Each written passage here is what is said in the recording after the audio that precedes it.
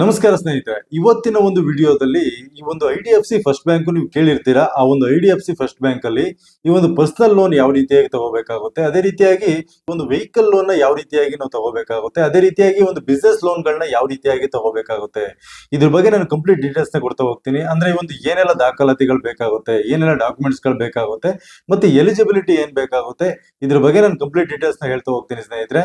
ಅದಕ್ಕೂ ಫಸ್ಟ್ ನಮ್ಮ ಒಂದು ಚಾನಲ್ಗೆ ಯಾರೇನು ಸಬ್ಸ್ಕ್ರೈಬ್ ಆಗಿಲ್ಲ, ದಯವಿಟ್ಟು ಕೂಡ ಸಬ್ಸ್ಕ್ರೈಬ್ ಮಾಡ್ಕೊಳ್ಳಿ ಅಂತ ನಾನು ಹೇಳೋದಕ್ಕೆ ಇಷ್ಟಪಡ್ತೀನಿ. ಯಾಕಂದ್ರೆ ನನಗೆ ತುಂಬಾ ಜನರು ಕಮೆಂಟ್ ಮಾಡ್ತಾ ಇದ್ರಿ, ಈ ಒಂದು ಪರ್ಸನಲ್ ಲೋನ್ ಬೇಕಾದ್ರೆ ನಾವು ಯಾವ ರೀತಿಯಾಗಿ ತಗೋಬೇಕಾಗುತ್ತೆ, ಪರ್ಸನಲ್ ಲೋನ್ ಯಾವ ಒಂದು ಬ್ಯಾಂಕ್ ಅಲ್ಲಿ ತಗೋಬೇಕಾಗುತ್ತೆ, ಯಾವ ರೀತಿಯಾಗಿ ಲೋನ್ ಗಳನ್ನ ತಗೋಬಹುದು ಕೂಡ ತುಂಬಾ ಜನರಿಗೆ ಹೇಳಿದೀನಿ. ಅಂದ್ರೆ ಕೆಲವೊಂದ್ರಲ್ಲಿ ಸಿಬಿಲ್ ನಿಮ್ಗೆ 750 ಮೇಲೆ ಇರ್ಬೇಕಾಗುತ್ತೆ, ಕೆಲವೊಂದು ಬ್ಯಾಂಕ್ ಗಳಲ್ಲಿ 650 ಪ್ಲಸ್ ಇದ್ರೆ ಸಾಕಾಗುತ್ತೆ ಒಂದು ಸಿಬಿಲ್ ನಿಮ್ಗೆ ಒಂದು ಲೋನ್ ಎಲಿಜಿಬಲ್ ಆಗುವಂತದ್ದು. ಅದೇ ರೀತಿಯಾಗಿ ಈ ಒಂದು ಐಡಿಎಫ್ಸಿ ಫಸ್ಟ್ ಬ್ಯಾಂಕ್ ಅಲ್ಲಿ ಕೂಡ ನಿಮ್ಗೆ ಒಳ್ಳೆಯ ಒಂದು ಎಲಿಜಿಬಿಲಿಟಿ ಇದ್ರೆ ನಿಮ್ಗೆ ಇದರಲ್ಲೂ ಕೂಡ ನೀವು ಲೋನ್ ನ ತಗೊಳ್ಳೋದಕ್ಕೆ ಅವಕಾಶ ಇರುವಂತದ್ದು.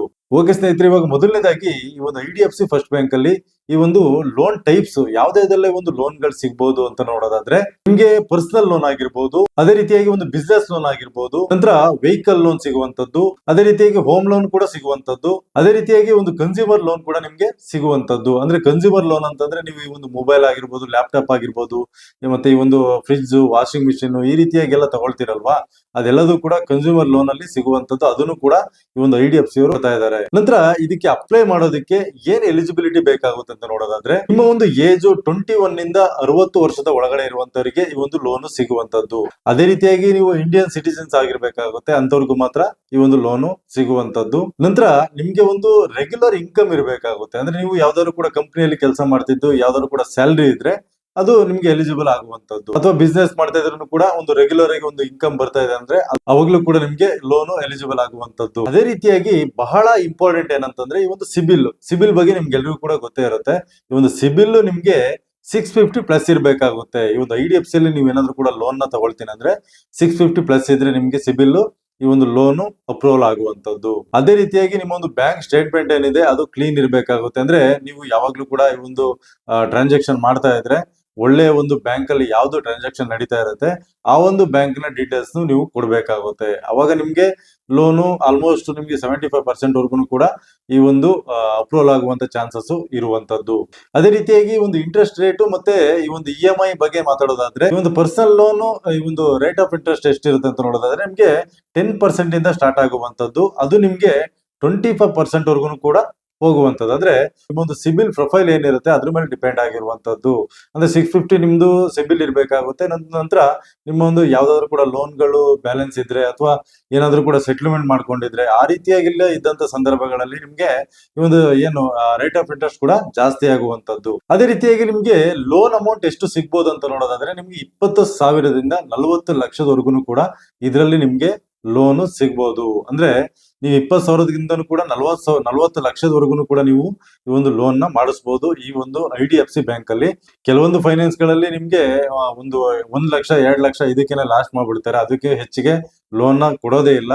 ಆ ಒಂದು 1 ಲಕ್ಷ 2 ಲಕ್ಷ ಲೋನ್ ಏನ್ ಕೊಟ್ಟಿರ್ತಾರೆ ಅದಕ್ಕೇನೆ ತುಂಬಾನೇ ಇಂಟ್ರೆಸ್ಟ್ ಗಳನ್ನ ಹಾಕ್ತಾರೆ. ಆದ್ರೆ ಇದರಲ್ಲಿ ನಿಮ್ಗೆ 20,000ದಿಂದ 40 ಲಕ್ಷದವರೆಗೂ ಕೂಡ ಲೋನ್ ನ ತಗೊಳ್ಳುವಂತ ಅವಕಾಶ ಸಿಗ್ಬೋದು. ನಿಮ್ಮ ಒಂದು ಸಿಬಿಲ್ ಪ್ರೊಫೈಲ್ ಮೇಲೆ ಡಿಪೆಂಡ್ ಆಗಿರುತ್ತೆ. ಅದೇ ರೀತಿಯಾಗಿ ಒಂದು ಟೆನ್ಯೂರ್ ನೋಡೋದಾದ್ರೆ ನಿಮ್ಗೆ 6 ತಿಂಗಳಿಂದ ನಿಮ್ಗೆ 5 ವರ್ಷದವರೆಗೂ ಕೂಡ ಅವಕಾಶನ ಕೊಟ್ಟಿದ್ದಾರೆ. ಅಂದ್ರೆ ಇ.ಎಂ.ಐ ಗಳನ್ನ ಕಟ್ಟೋದಕ್ಕೆ ನಿಮ್ಗೆ 6 ತಿಂಗಳಿಂದ 5 ವರ್ಷದವರೆಗೆ ನಿಮ್ಗೆ ಈ ಒಂದು ಲೋನ್ ನ ತಗೊಂಡ ನಂತರದಲ್ಲಿ ರೀಪೇಮೆಂಟ್ ನ ಮಾಡಬಹುದು.